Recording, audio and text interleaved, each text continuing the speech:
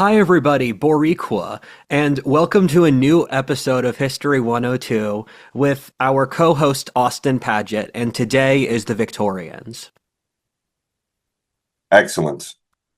Today, we're going to cover Victorian Britain, and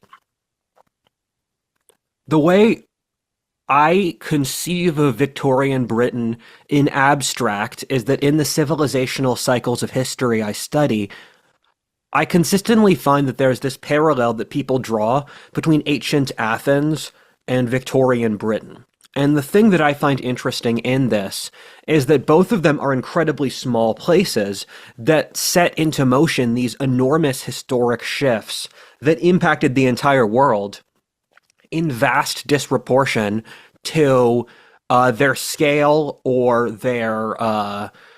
their population size, especially so when you look at Victorian Britain or ancient Athens, that there was this specific subclasses inside those countries who did the vast majority of the innovation, where it wasn't even most of these relatively small populations. And with Athens, you see the creation of a lot of modern tragedy, modern democracy, philosophy, rhetoric, architecture, so many other fields. Of course, those innovations went back a little bit further into Greek history, but the Athenians perfected them. And then with Victorian Britain, you find that this is a society that sparked the Industrial Revolution. It sparked the theory of Darwinism. It sparked so many breakthroughs in a sub-variety of scientific fields. And when we talk about scientific innovation, it's really easy to forget how huge the jump from, let's say, the US Civil War until World War II was. There were boys who fought in the US Civil War at age 18 who lived to see the atom bomb.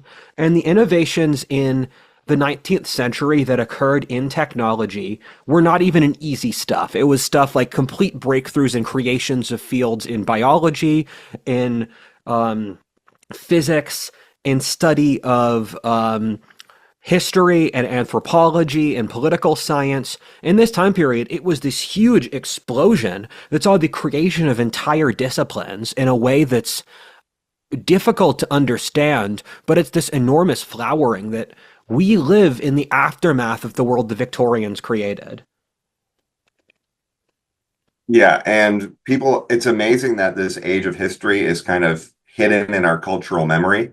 It's not really featured very heavily in most education. It's not really tied in with key foundational myths for our political systems.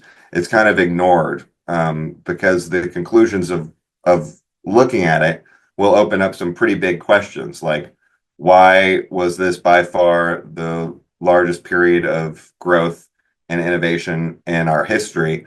And if you have seen this kind of process happen in a developing country, then you know how significant it is to their history.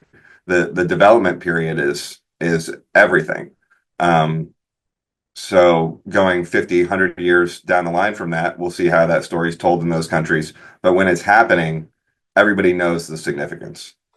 Yeah, I saw this meme yesterday that just really got me to chuckle, and it's how normies perceive history, where I don't know if you saw this too, where it has ancient Greece and Rome, Dark Ages, and then it jumps to anal sex discovered, John Lennon's Imagine, the 1960s, and then the invention of the iPhone. And I find it hilarious, and to explain why, I've said before that I think red states and blue states are different civilizations at this point. That the conflict over politics is religious and civilizational. And it wasn't the case, I'd say, 50 years ago. But what happened is that progressivism built this moral and historical vision of the world that has more in common with the Soviet understanding of history or a Marxist understanding of history than it does with the previous understanding of history we had. And I remember the older society where the narrative was that we came out of the Dark Ages with the Renaissance, which isn't true, by the way. And then you had science and you had the Age of Discovery and the Reformation, where modernity's greatness came about with around the early 16th century. And then you saw the flowering of Western European civilization until until the present, where it's this straight line up. And the thing I find interesting about the current narrative, the one that our society has, is it treats World War II the same way the old narrative treated the 1500s, where World War II was the breaking point when we left superstition and bigotry and imperialism and hatred, and then we had this new flowering. And I think the old narrative itself was kind of silly, that all of human history before 1500 was stupid and dumb. I don't think that's right. But the idea that 1960 is stupid and dumb is just anything before 1960 is stupid and dumb is completely unjustifiable. And secondly, the earlier narrative gave the Victorians this understanding that they were the builders of the modern world, and the current narrative are basically just spoiled brats who have no comprehension how the wealth that they're free riding off was initially created, and how this entire civilization that gave them such safety and prosperity was created. Right. The 1500s marker was, it was correct to view it as a category difference, even if there was no useful information before, which obviously there was, because everything they believe came out of a long progression of history.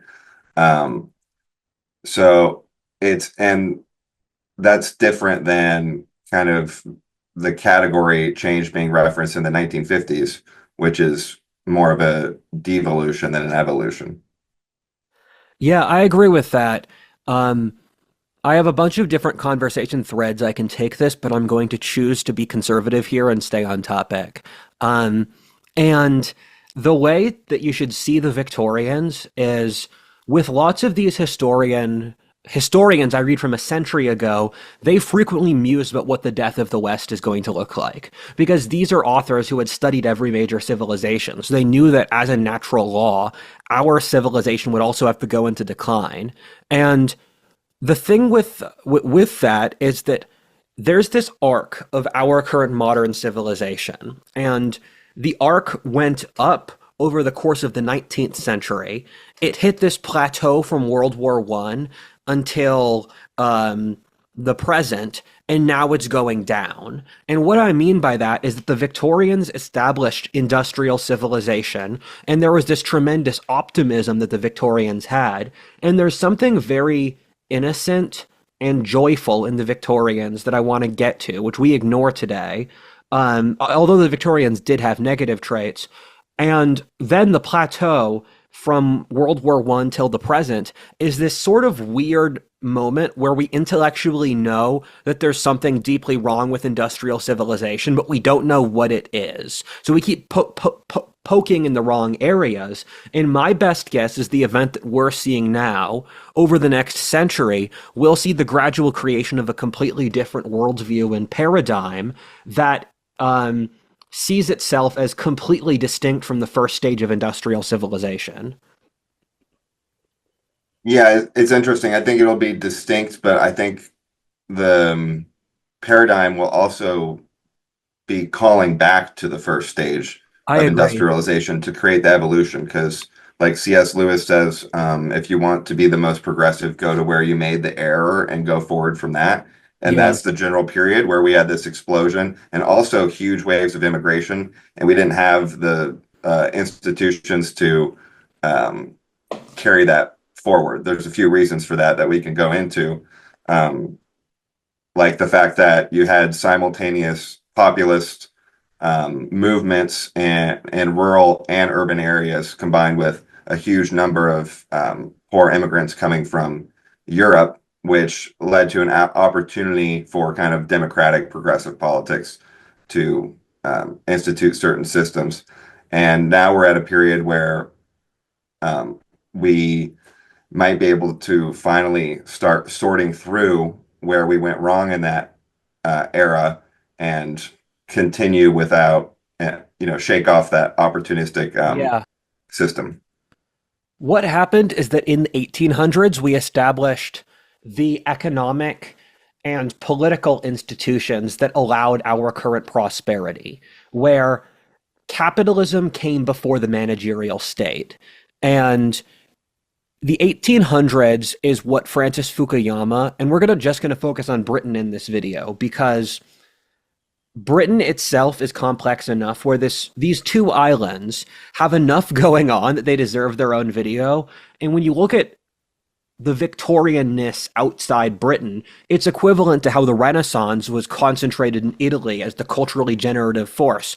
But you saw the influence of the Renaissance in England, in France, in Poland, in Spain, in the New World, Italy was this generative force, and then Italy kind of rubbed off across the entire region. Where in Britain, Britain had its own generative Victorian force, but Victorian Britain had an enormous effect on America, where the Americans were completely obsessed with British fashions. Same thing across Europe, where if you look at the fashion of this time period, or the culture, or the literature, it's all people aping the British aristocracy. They'd wear the British aristocracy's riding boots, they would wear their hunting jackets. Where a funny thing is that Victorian fashion over the course of a century went from it was whatever the rural upper class's hobby was. So polo shirts were from the riding sport polo because the aristocracy would play polo in the polo shirts, and now polo shirts are things that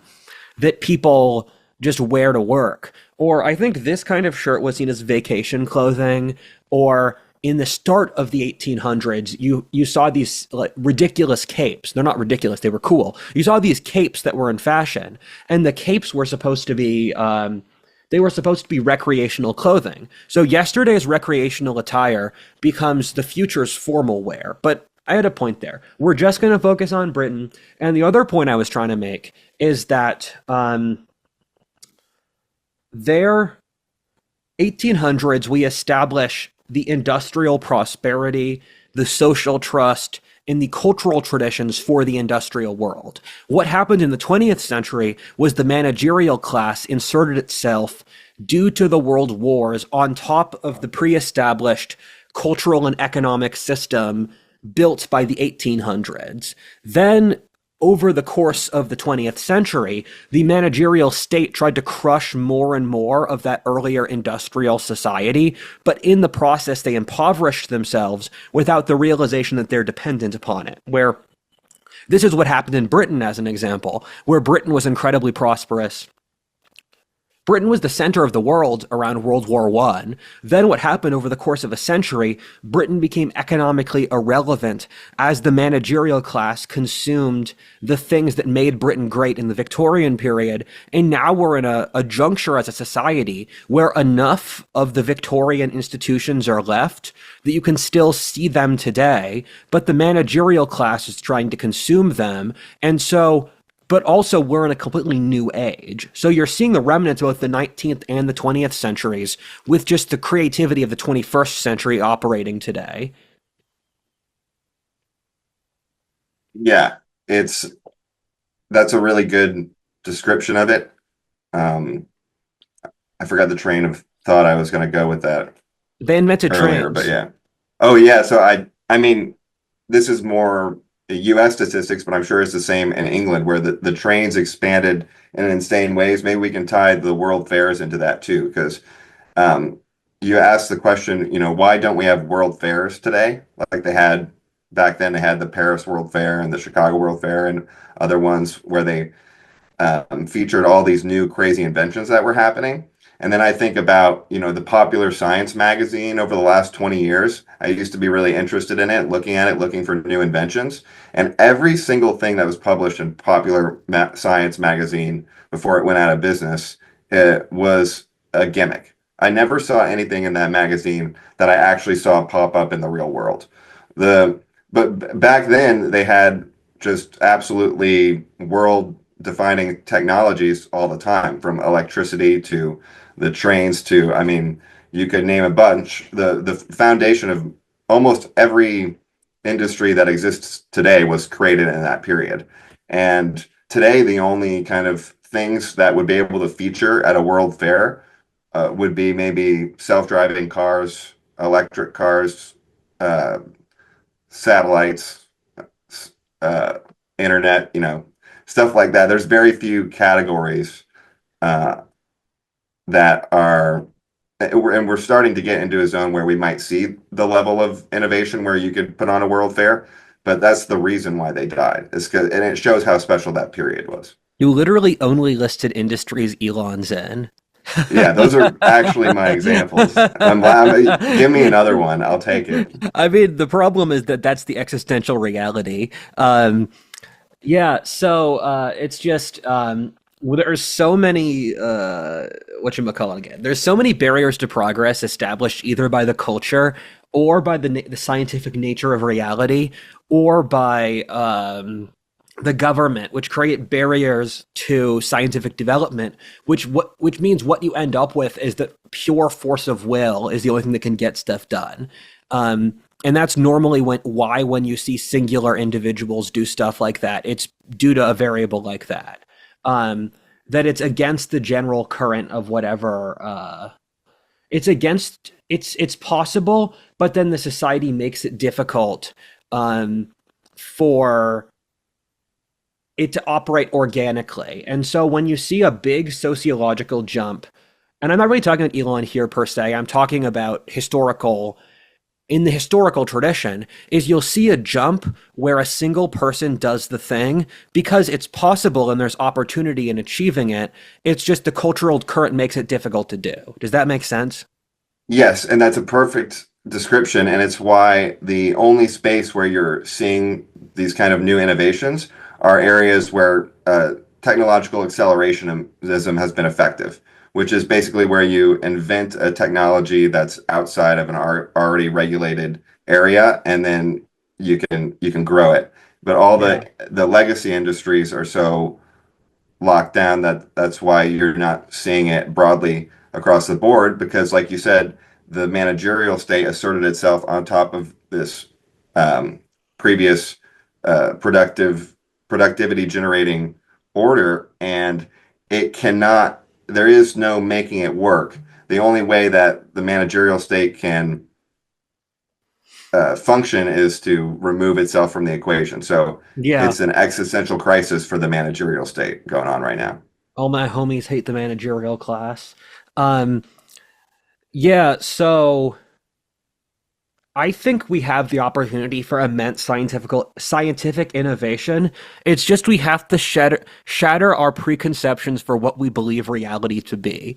And that sounds schizo, but it actually makes sense. Where so many of our perceptions of the world are mental categories that we established in order to make the world comprehensible, but they themselves do not exist. And the canary in the coal mine is our society saying that biological sex doesn't exist, which is so insane that it's so insane that it makes you wonder what else have these people been making up. Or a recent story is that the Trump White House says that we've been holding back research in physics since 1971, that the government's purposely stalled research in physics. We've seen this in a variety of other fields, where once you remove all of the principles of what we believe to be correct about the world and you actually study the world for what it is, you'll see the mass opening of potentials of things we couldn't even understand before.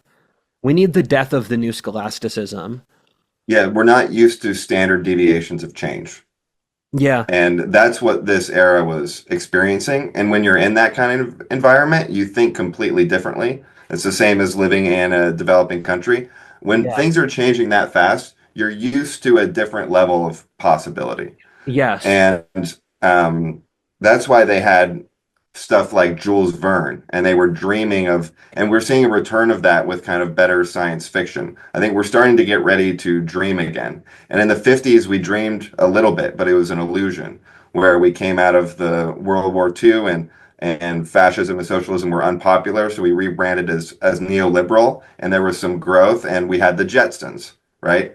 And we pictured the future like the Jetsons, but that was kind of an illusion that was temporary.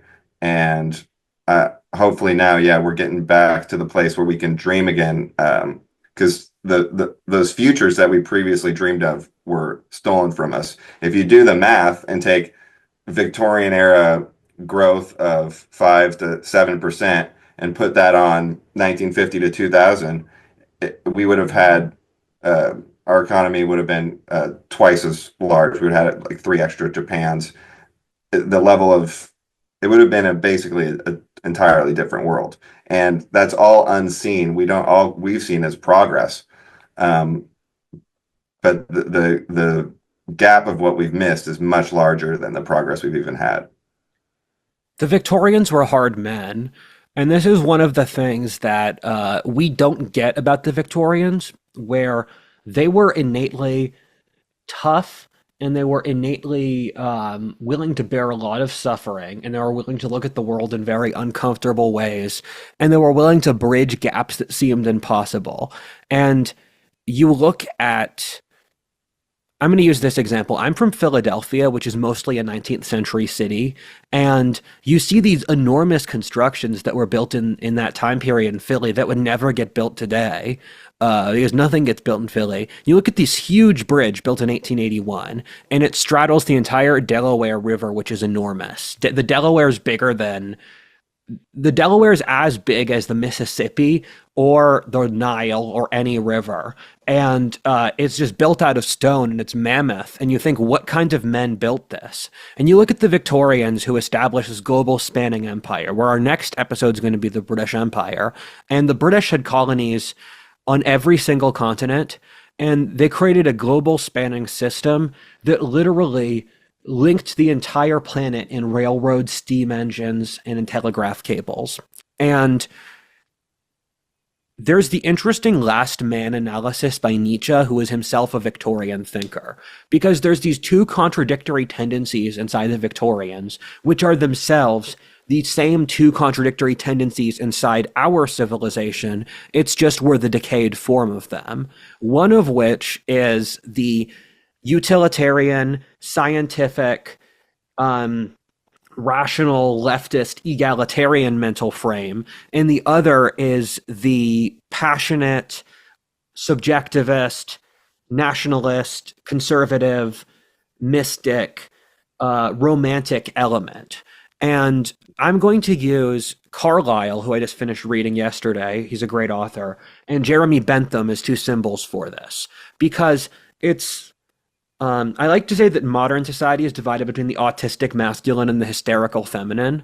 And so back then, the Jeremy Bentham idea that we should just make people softer and we should, I'm not giving it justice. They wanted to, the Jeremy Bentham types wanted to genuinely improve the world, where their idea, and the idea in utilitarianism, which was a philosophy developed in Victorian Britain and in some ways is symbolic for the Victorians, is we want to mathematically assess the degree of suffering in the world and then do the most stuff that can benefit the most amount of people, which is one of those ideas that intuitively makes sense on a sort of ground level. And then once you extrapolate it outwards, it goes insane pretty fast.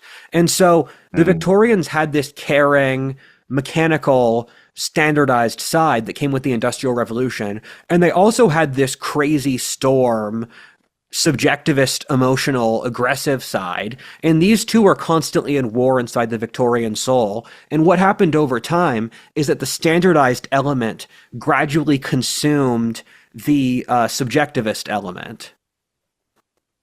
Right. Maybe with the overwhelming trend of the industrial change, which was more materialistic focus and got Yeah. people thinking in that way. Yes.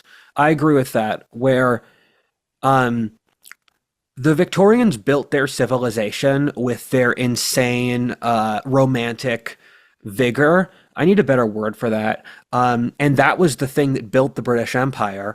And then as Britain became urbanized and standardized, you saw that get subliminated into this bureaucratic civilization that ultimately killed Britain's spirit in the 20th century. And when Nietzsche was writing in 1880 saying that in the 21st century, the society would be completely taken over by the desire for equality and comfort and weakness and stability, he was looking at a trend that existed in the Victorian period, but it grew beyond its healthy role in the 1800s.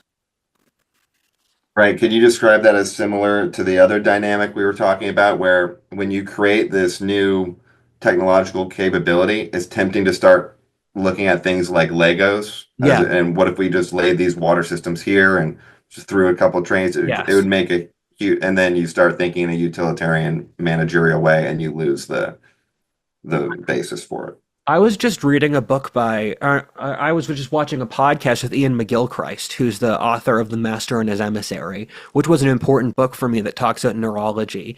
And his big theory is the left and the right hemisphere, where the left hemisphere is mechanical. It only sees the world through money and power. It only sees the world through flowcharts, and it's incapable of seeing subtlety. It's incapable of humility, and it always thinks it's totally right. The right hemisphere is capable of getting the correct answer when tested. And the interesting thing is the left hemisphere can only draw half of a picture, and the right hemisphere can draw the whole picture. And the right hemisphere is capable of seeing all these contextual things that the left doesn't. In the 1800s, you had a relatively healthy balance between the right and the left hemisphere. But at the same time, you saw the left hemisphere start to gather control over certain intellectual fields. And from those fields, it was able to gain complete control in the 20th century. So lots of the psychological issues we see today ultimately start in the 1800s. And they were controllable then, but they were still growing in influence. Fascinating. How much do you think it has to do with the fear of death? Because you mentioned the death was all around in the Victoria era. You mentioned the softness. So they had like an awareness of death. It was very visible in their daily life, to today where not only do we rarely see kids die, but we don't even see animals die. And is part of that softness going from being really hardy around the conception of death into our modern conception of pushing death outside of our minds. And that relates also to developing countries where you notice they're much more aware of death. Yeah. uh, and they have a culture where they actually talk about it. And there can be some cultures that definitely overindulge in that. But even the cultural concept of having an awareness of death and the importance of it is non-existent now. And people used to, like, there's the famous goth Victorian stuff where they used to hang out in cemeteries because those were the public parks, Yeah. and they were gardened and stuff. And that might be an interesting connection with the softness. The Victorians were incredibly complicated people, and they're one of the most complicated people in history. And I think that the highest point of intelligence ever in world history, and this is pulling from Spengler, was around 1800 in Western Europe. And you could say the 19th century in general. And so when we look at this time period, we need to psychologically understand that this is a society that was smarter than us. And because of that, we can't fully understand their entire character. Because it's very difficult to understand something that's more developed than you are, because you're stuck at your current level of development. And when people talk about the Victorians being racist, that was partly true, but this was a deeply complicated society that genuinely had a difference in point of views, that genuinely believed in free speech and science and free inquiry. We pretend to believe in those things as a sort of right to rule, but we don't actually believe in them. We've become significantly psychologically closer to, I think in a lot of ways, places, the average person now is psychologically closer to an inhabitant of the Soviet Union than a person in Victorian Britain. And Right, they would be less committed to a fundamentalist position on race. yes, but where back in the 1800s, it's a society that did have racist elements. I mean, there's colonialism and slavery, but then you had a wide Overton window of people who were not racist, where you had a large population of people who were anti-racist in the 1800s. You had a mostly indeterminate population who did not care and who never thought about black people because they didn't interact with them. And then you did have racists. So there was a wide fluctuation in opinions where you could have gotten loads of intellectuals in the 1800s to say stuff like, I don't fundamentally think race matters that much. Or you had the entire north of the U.S. fight a long and bloody war to end slavery. That means there was enough critical mass opposition to slavery that you could see that in a national scale. And one of the things I've heard many historians say is almost every culture in the world practices slavery, but Victorian Britain was a society that chose to end it. Because when you look at the abolition of slavery, it was mostly an Anglo-Saxon movement where the French didn't really care that much. They did in the French Revolution, they gave up. And then the British pushed it, and then after the British pushed it, the Americans got rid of slavery. But at the start of Queen Victoria's reign in the 1830s, Britain abolished slavery, and they had a system where they would bought the slaves off the former slave owners, and they would ship former slaves back to Africa and Sierra Leone if they wanted to.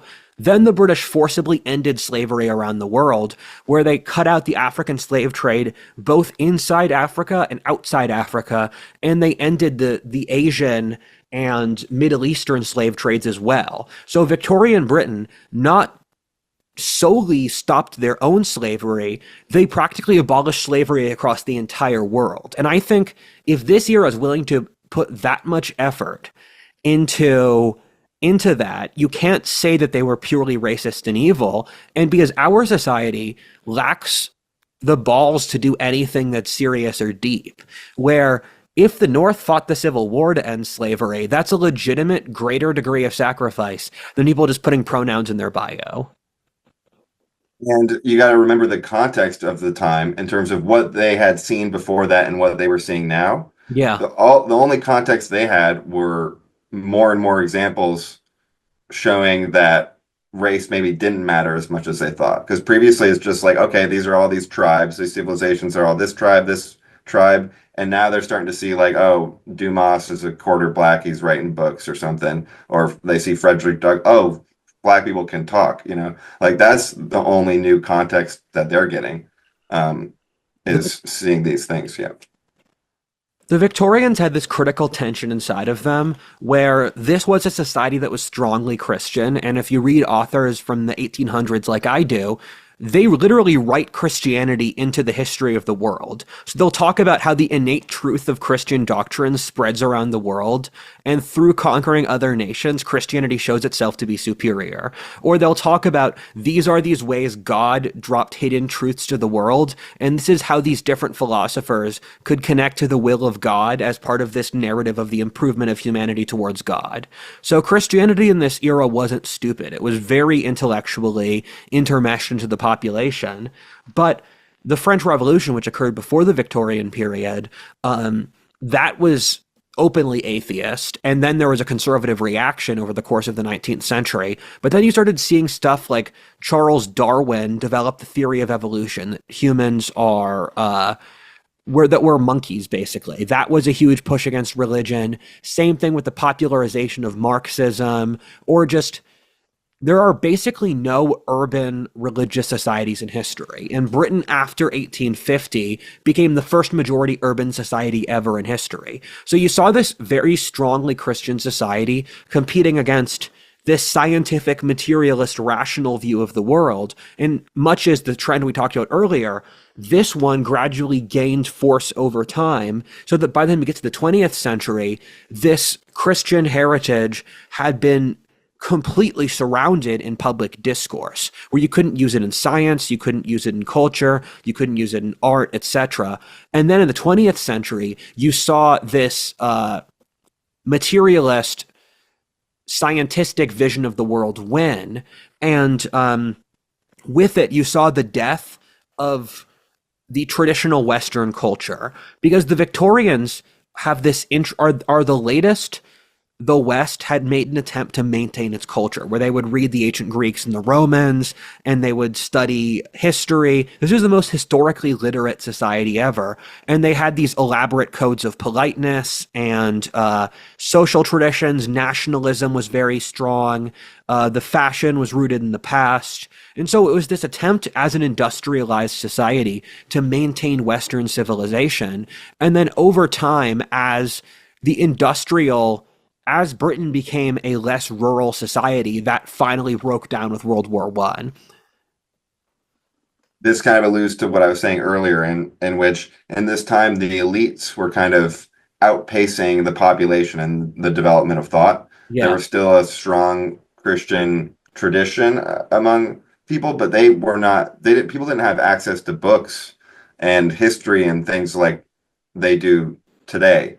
So even though you had a really smart elite, there was opportunities to harness the populist energy around all that destabilization that's a good to, point. yeah, take advantage of the situation.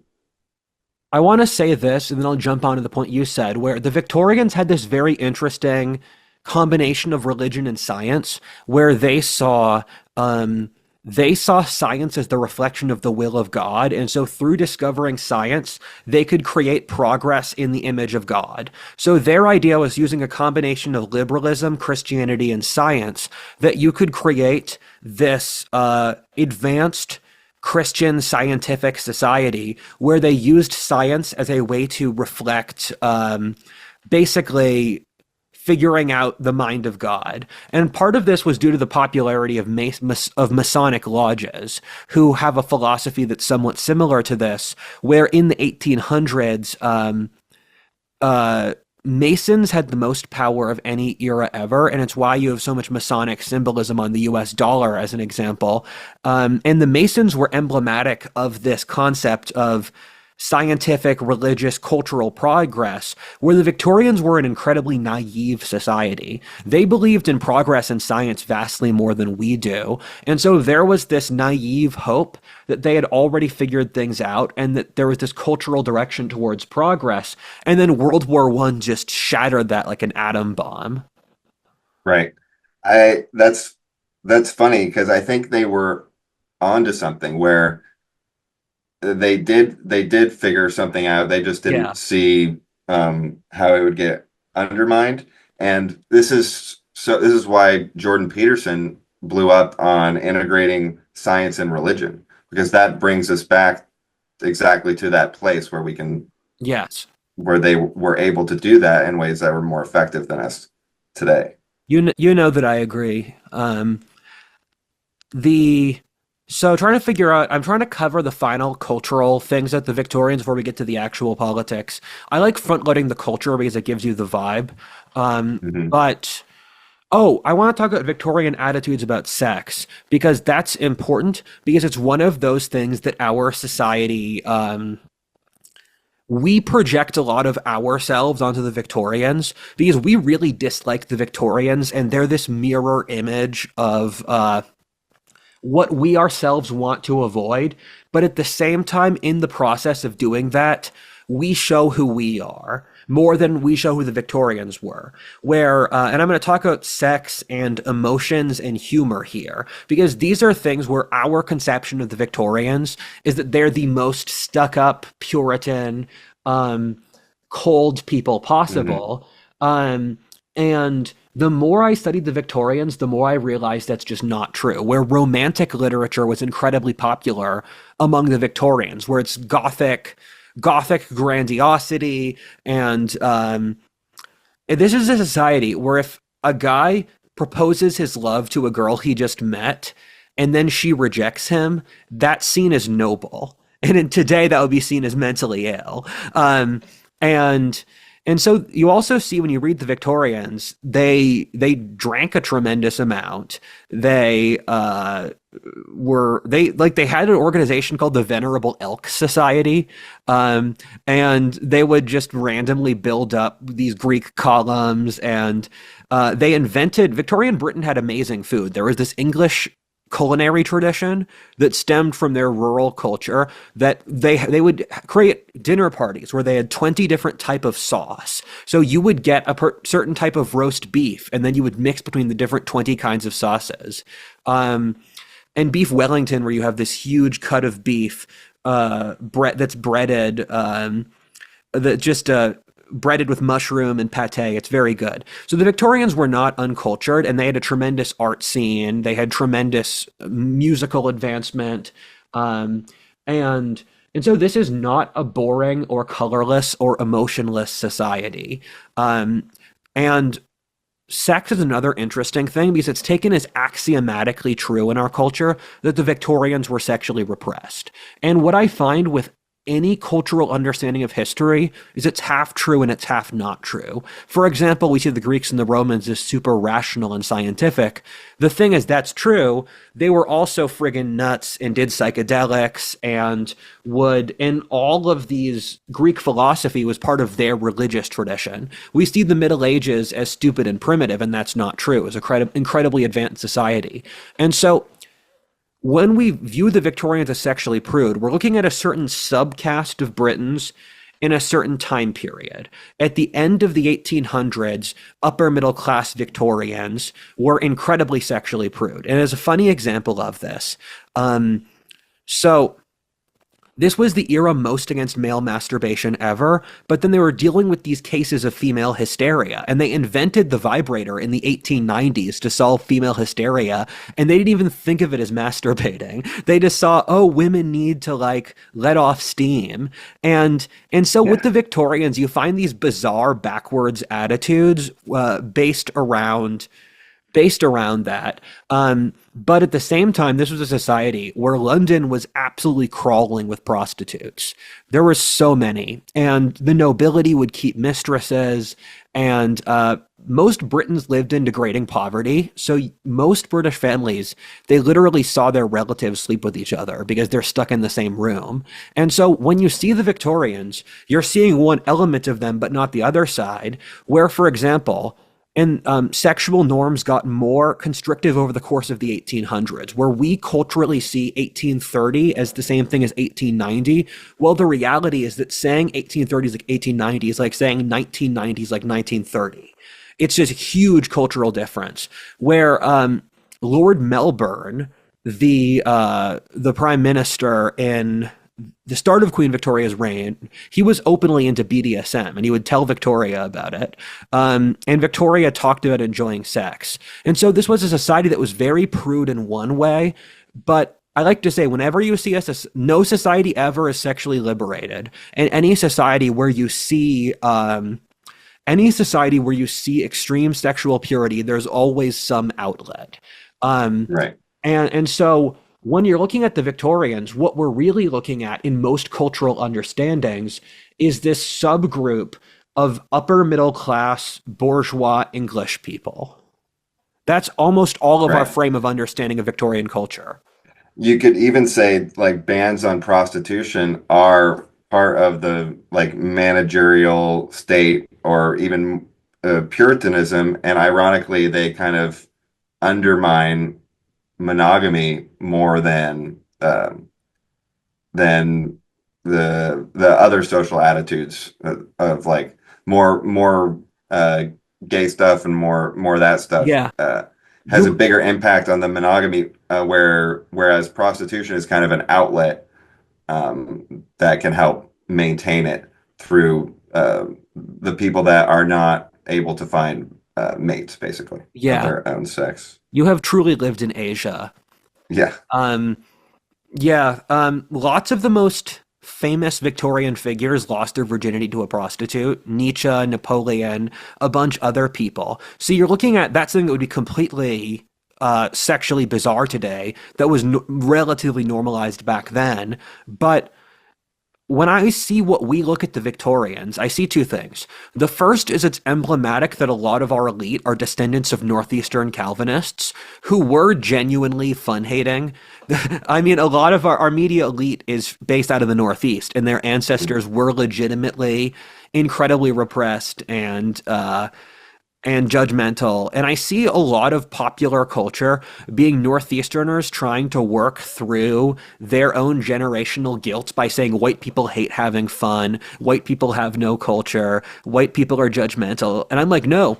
A very specific That's you. sub-demographic of white people are. The rest of us are chilling.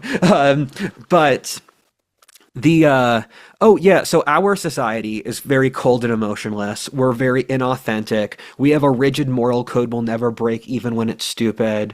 We're not good at handling social fluidity. Where the Victorians had very elaborate codes of politeness, but that kind of masked a greater ability to deal with the human condition, if that makes sense. What masked it? The So, for example, there's a great TV show called Manor House, which Mhm. is a it's a reality TV show made by the BBC at the start of the 21st century. This was before the BBC was gay. Um, and it's about modern people recreating an Edwardian manor house from 1910. And it's interesting to watch because partly you see how Dickensian the work conditions are. And it's funny, I didn't bring up Dickens, that he was the biggest writer. Dickens, he made his career out of writing about how horrifying the poverty of average British people was. And it was, where you're watching Manor House, and the servants literally work 15 hours a day, 7 days a week. It's like the Chinese school system.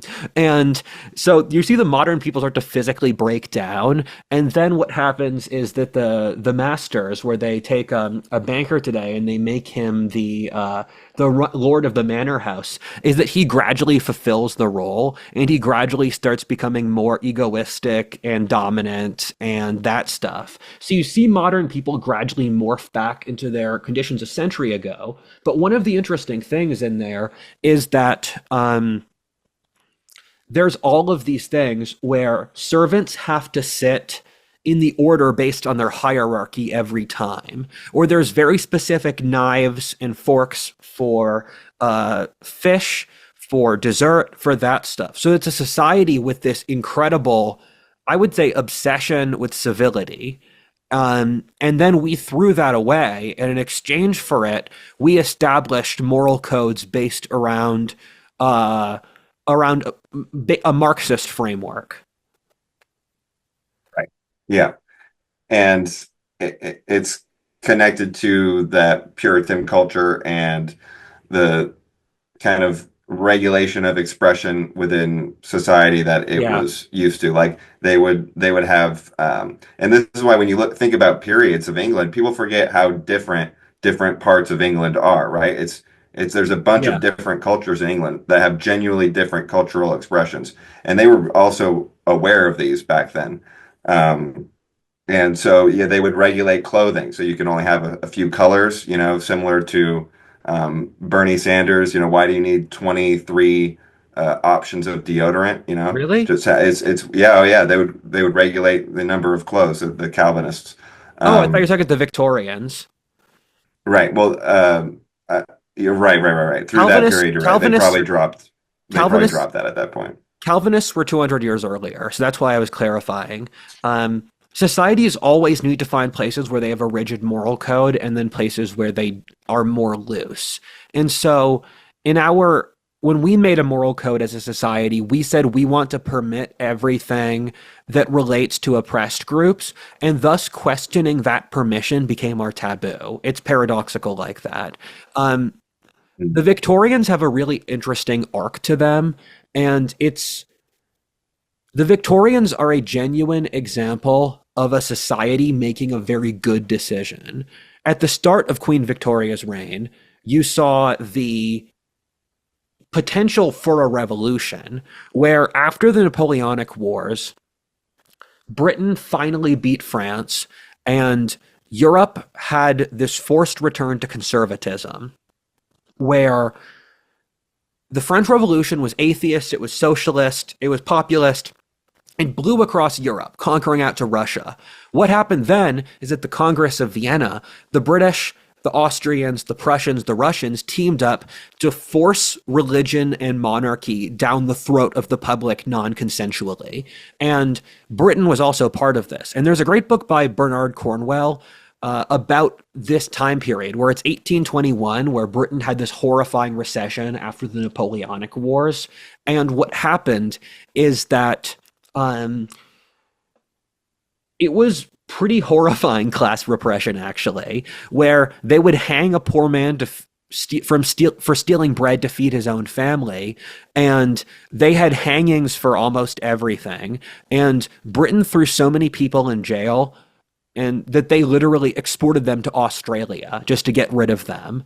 So this comes across as very cruel, and it was, where the worst aspect of it was Ireland, which actually affected my ancestors, because the British had conquered Ireland in the early 1600s, and they had kept it in this horrifying, controlled position where the Irish were treated worse than I would say the Indians or the Africans were later in the empire. The Irish were not allowed to vote, own property, obtain an education. They were completely stripped from public life and they were conquered. What happened was that Ireland's population ballooned and Ireland's population ballooned, and it went from 500,000 in the year 1600 to 8 million in the year 1840. Then there was a potato blight that wiped out potatoes, which were the crop Ireland was completely dependent on. So one third of Irish immigrated to mostly America, which was a wonderful evolutionary strategy. There are 70 million people of Irish descent now, almost all in North America. A third died, and then a third stayed there. And the British basically didn't lift a finger to stop this horrifying atrocity in Ireland.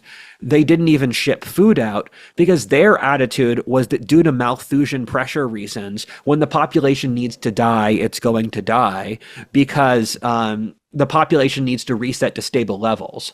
And that did work. Ireland now is no longer an overcrowded country, but holy shit, that's hard. And when you look at the early, Mhm.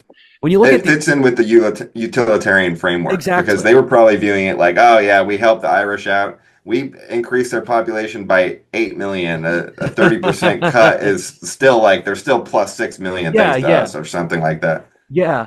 It's this interesting dichotomy between the Victorians where they're simultaneously super hard and soft at the same time, where the reason they were so brutal to crime was that Europe in this time period faced excruciating overpopulating. And Marx talks out the degrading poverty of that time period as caused by capitalism, but it was a global condition. You could see the same thing in India or China or Brazil. And it occurs for these rhythmic Malthusian patterns. And West Europe was slated to have a revolution in the early 1800s due to that. So Britain was experiencing horrifying overpopulation. And in the 1840s, when the British didn't feed Ireland, the English were hungry too, where Britain faced this bubbling up of dissent in the early 1800s that nearly led to revolution, and the British were incredibly intelligent about spotting the factors that caused revolution and then stopping them. I think because there was an entire generation of British thinkers who studied the French Revolution very deeply, so and they were working with the British government, so they figured out what caused the French Revolution and stopped it. Where in the early 1800s, partly due to the effects of the Industrial Revolution and partly due to overpopulation, there was this huge liberal push where only 3% of Britons could vote in this time period. And so there was this push by the Chartists to increase the voter registration of the amount of people in the population who were allowed to vote. And what happened was that the British, realizing that this was due to Malthusian pressures, they tried to establish incentive structures for high group cooperation, and it actually worked. Where their idea was that if people are poor and they're starving, we have to provide literally every single incentive so that they don't defect from the system. So anyone who steals literally anything will immediately die. Where they're like, we demand you work, and we demand that you produce capital. And the thing, though, is it's brutal, but this did create the Industrial Revolution. People shit on the Victorians, but I'm like, this was a society where their strategy worked. And do you have any questions before I explain what the British did to get out of this?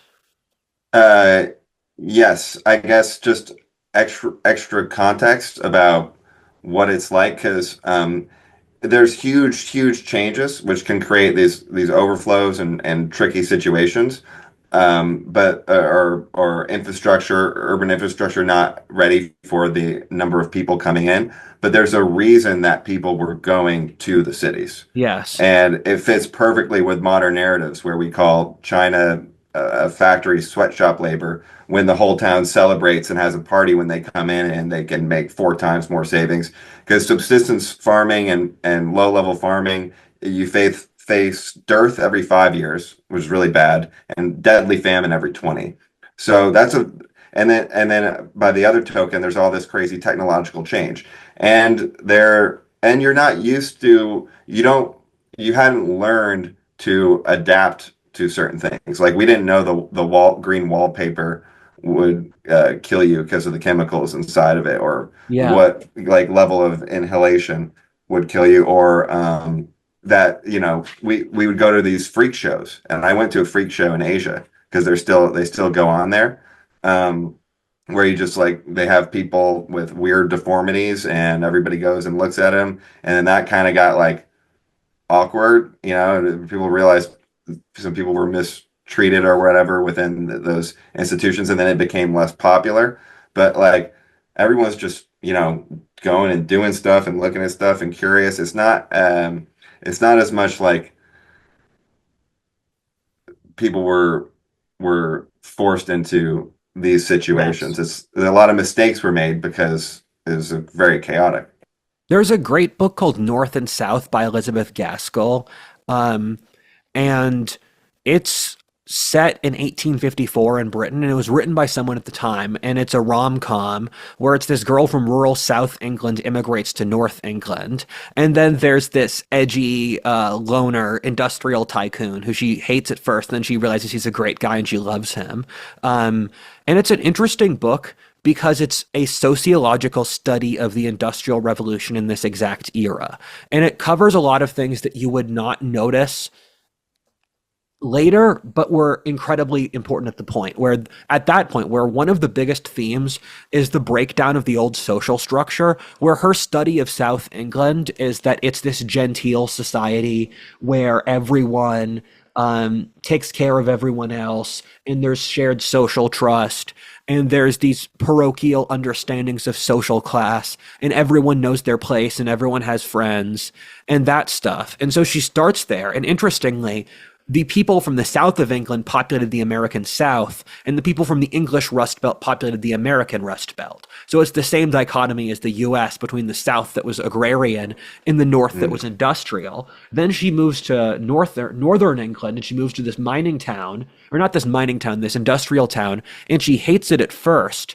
But then she grows to appreciate it because you see these huge factories, people working these depressing, depersonalized jobs. You saw the breakdown of the old social classes and codes, and she starts to admire the strength, how driven, in the innovation and the toughness of the North English industrial society. And she dislikes the tycoon.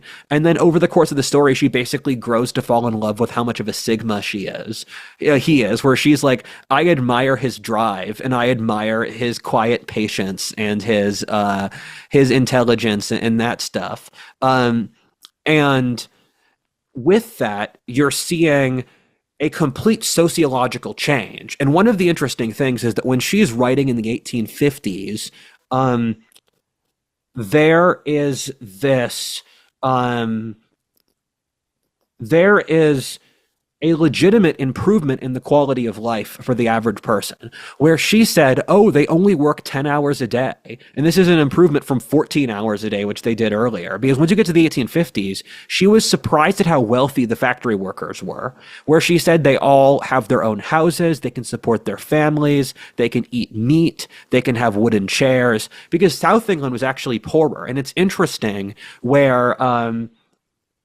you see the you see the breakdown of the old society and then certain advantages brought by the new society that came with immense psychological issues. As an example of this, ghost sightings were huge in the Victorian period. And we've used ghost sightings as a proxy for mental health issues because there was this huge mental health breakdown that occurred in the 1800s due to the loss of all these traditional ways of life. And it was exported into political radicalism. And how was it exported into political radicalism?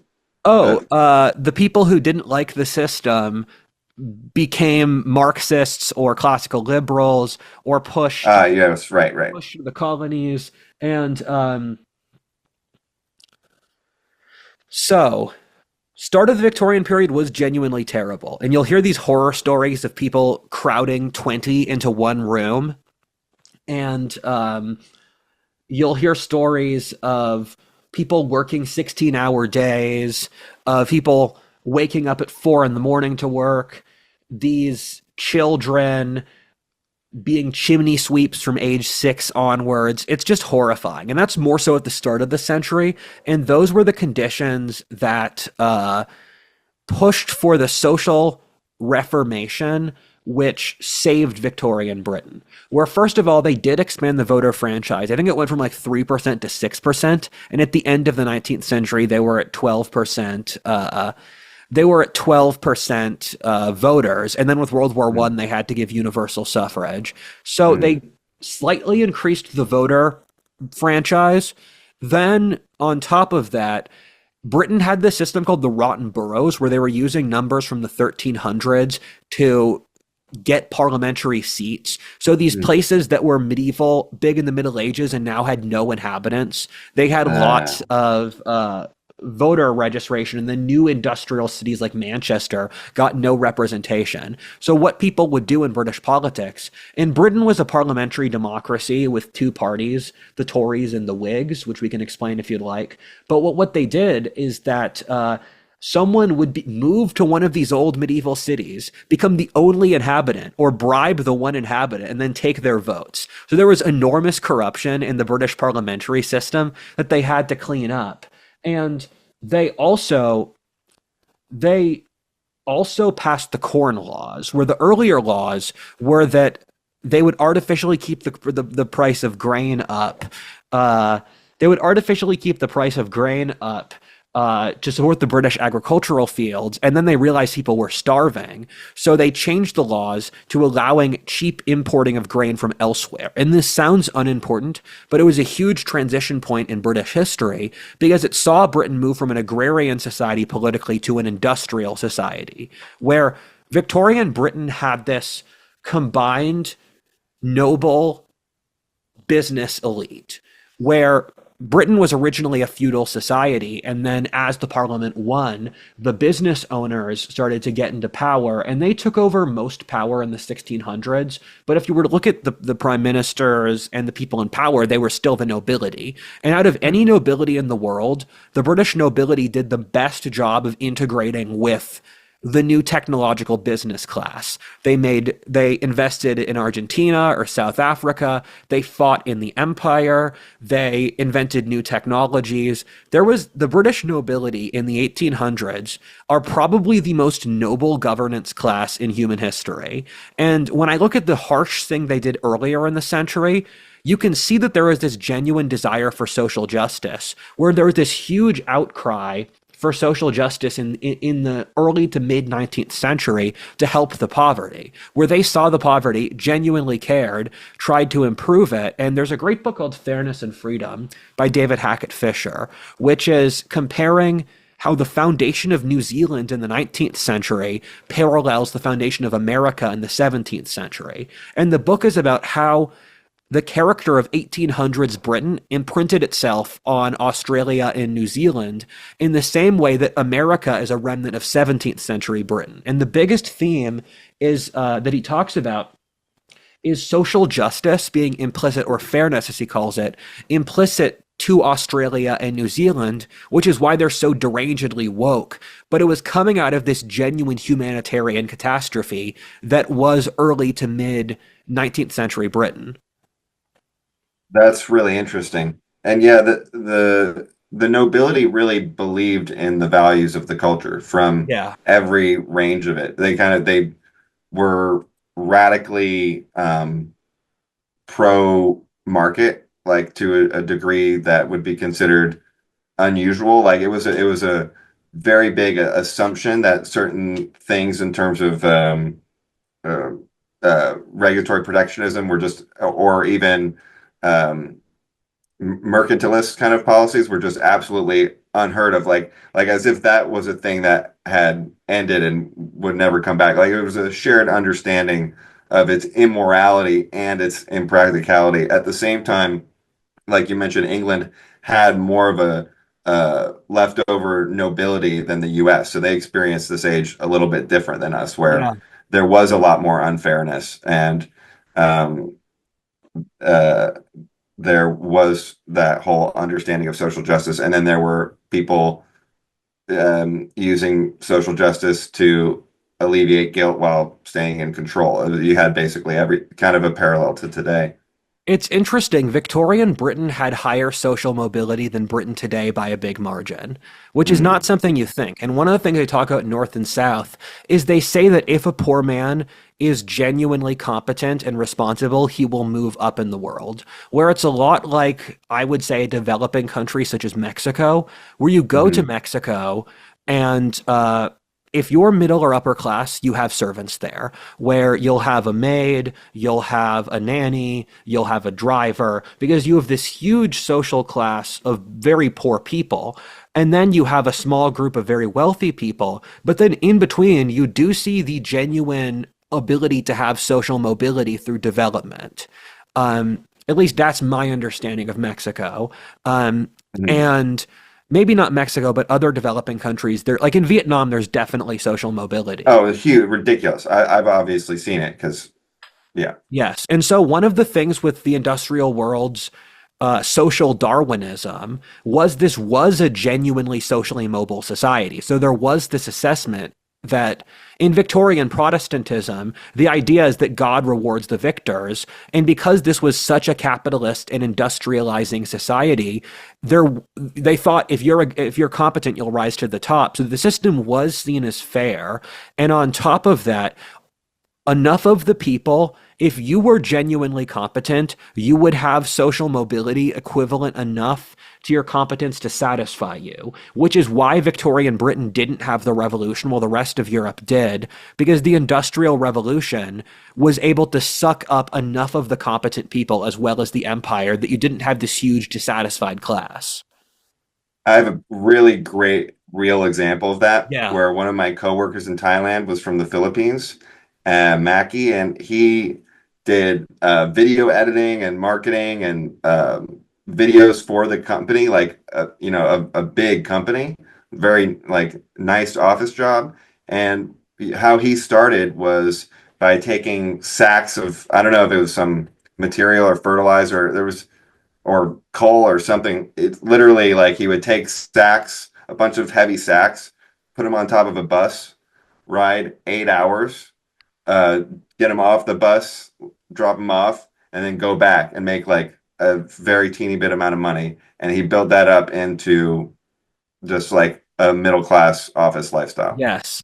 It's funny. The Victorians saw inflation as a moral evil. They saw inflation as a sign of weakness, that that the government needed to operate within its spending because they said inflation killed the little man, which is They true. saw it as theft. Yeah, it was anti-inflation was a huge working class issue where they're like, Yeah. we demand to be paid in gold and silver.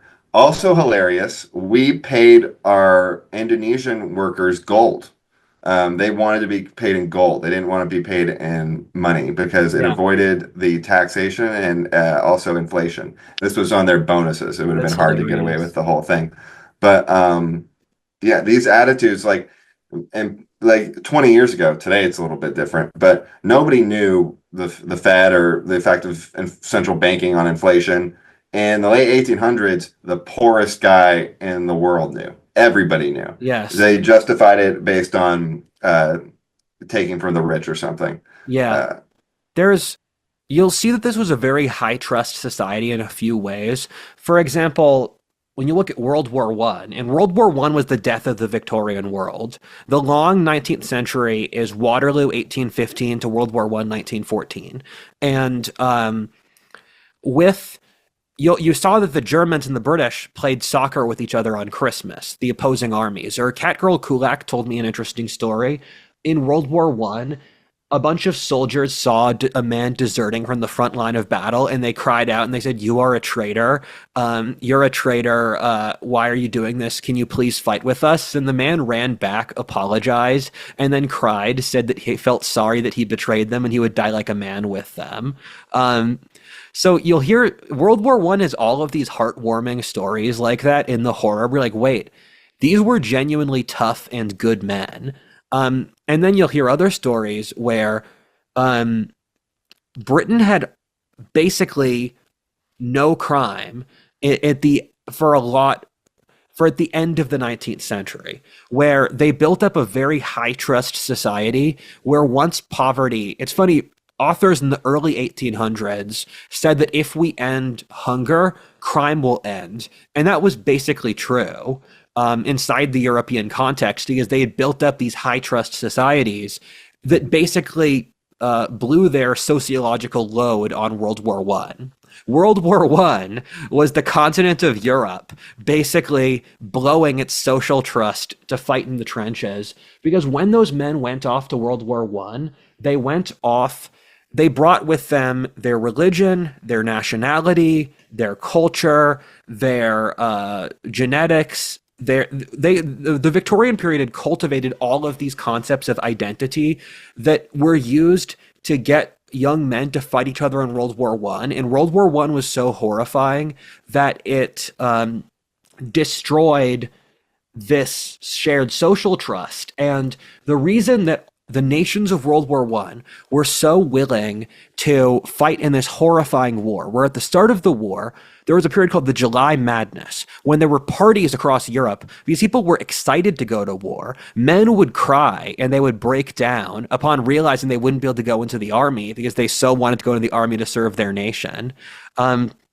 And that's a degree of earnestness and social trust we can't imagine because Europe's elite had done a good job of helping their populations in the century beforehand. The average European got wealthier, where at the start of Queen Victoria's reign, Britons were living in degrading poverty, to by the era of World War One, yes, there was still a working class who worked 12 hours a day, who lived in poverty, but then the degree of the middle class had grown enough that if you wanted to be in the middle class, you could be.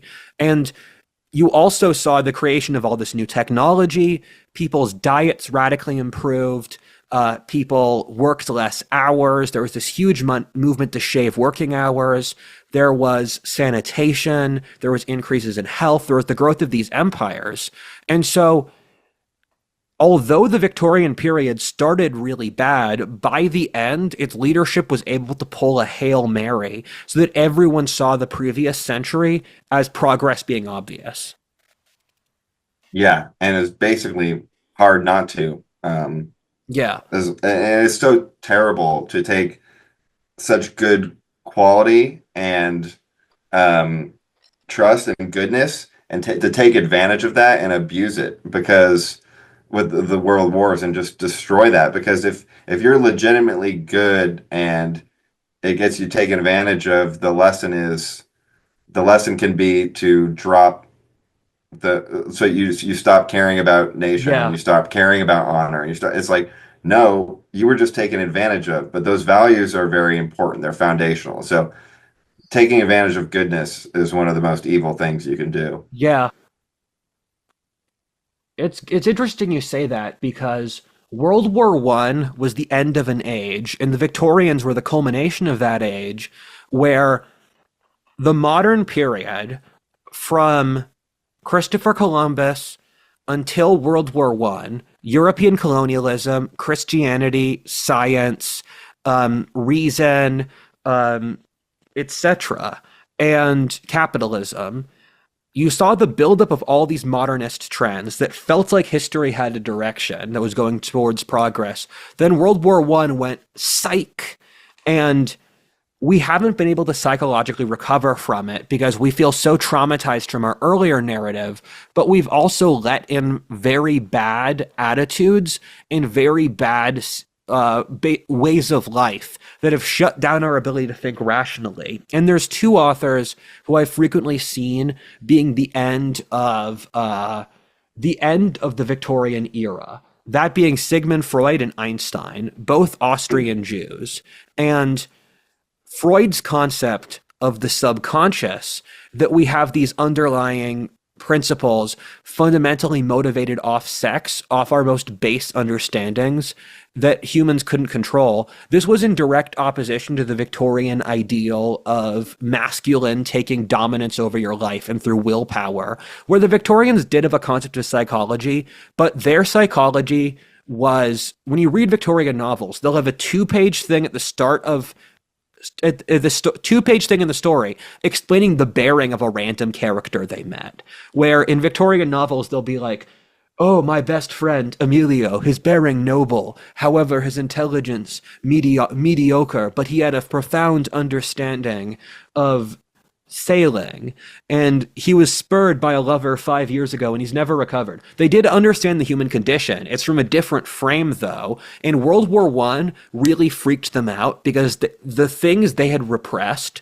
had come rearing out. The horrors of human nature, which they externalized to the savages abroad, they saw at the core of Europe. And the thing with Einstein is you saw the breakdown of the mechanist Newtonian universe, where the Victorians saw all of the universe as these rational blocks moving around, being part of God's will in a comprehensible universe. Einstein is like, psych, space and time are the same. There's these wave particles. Newton wasn't completely true.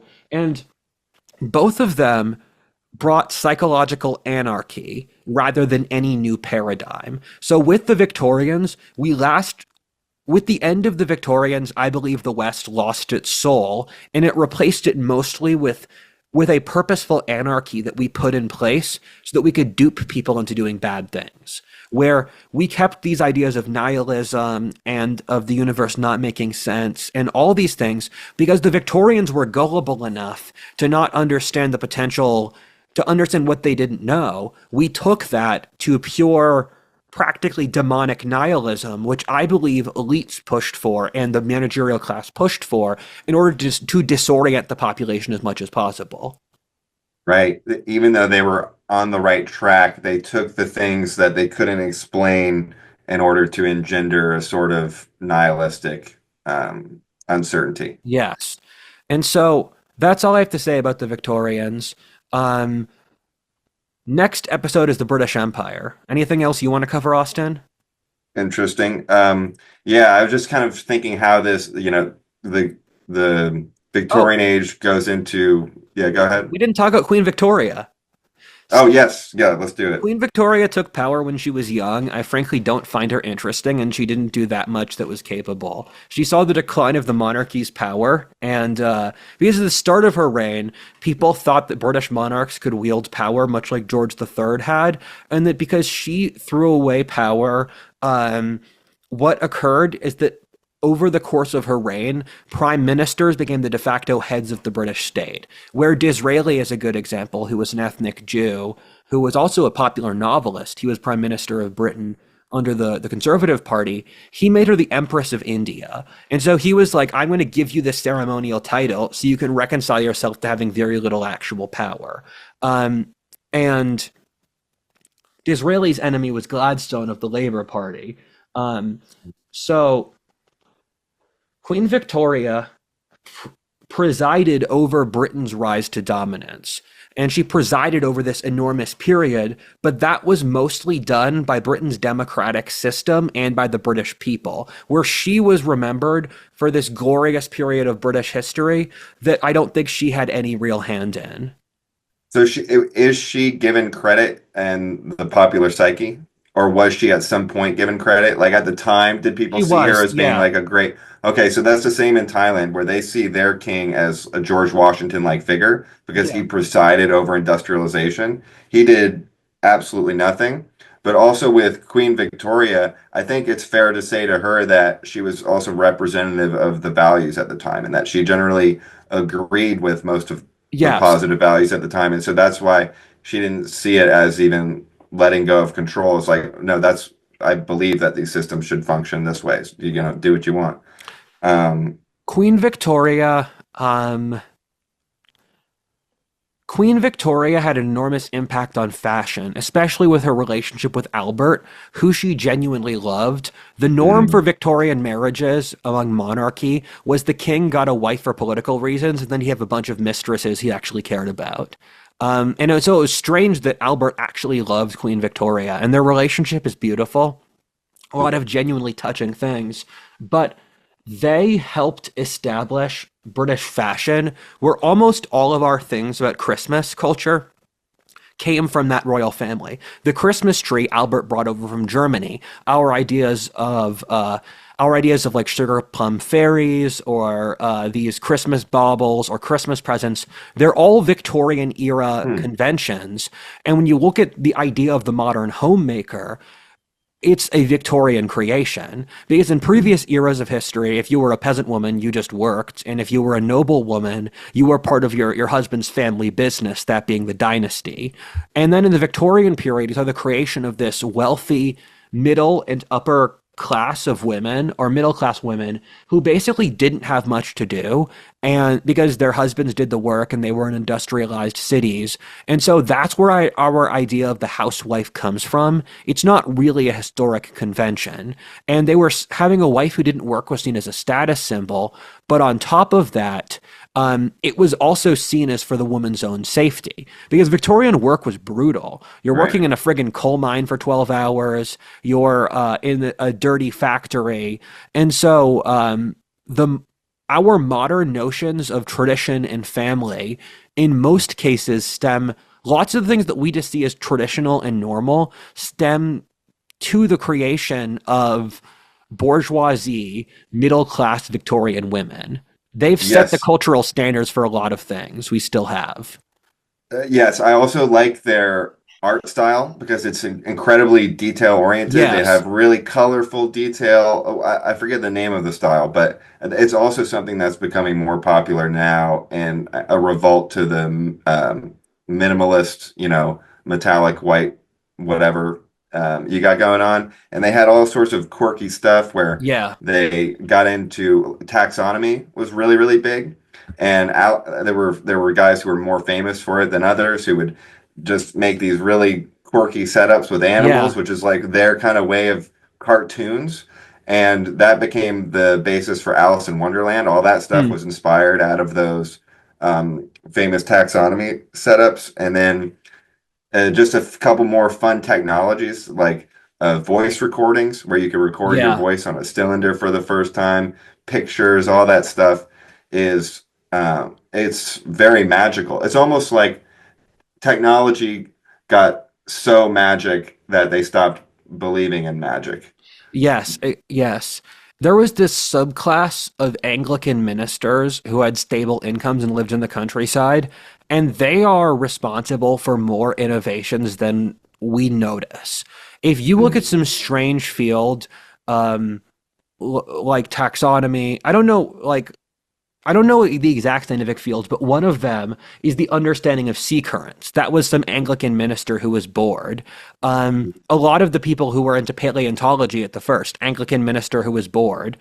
The gentleman scholar has been hugely important to history in a way that academics writ out because until recently, the only you can only talk about a topic or make an intellectual discovery if you're an academic. And that's a complete Mhm. psyop because almost Yes. any given field was made by some Victorian gentleman where Edward Gibbon was just a guy who was obsessed with Yeah. the fall of Rome, and he basically invented the discipline of modern history indirectly. Charles Darwin, just some guy. Karl Marx, also just some guy. The our understanding there's a story one of my friends has one of my friends has this story. He's a classics major. Is our understanding of Greek columns and our understanding of Attic vases were both from Victorian gentlemen who collected this stuff and wrote all the books on it. And now the modern academics are trashing the Victorian gentlemen who built their fields, saying they didn't do a good Yeah. job. Troy was discovered by some wealthy German American guy. And so I think this is a good place to stop because it shows such a good symbol. But the Victorians did it. They had the balls to go for it. And now we're going to criticize the Victorians for building the world we live in, although we're dependent upon them.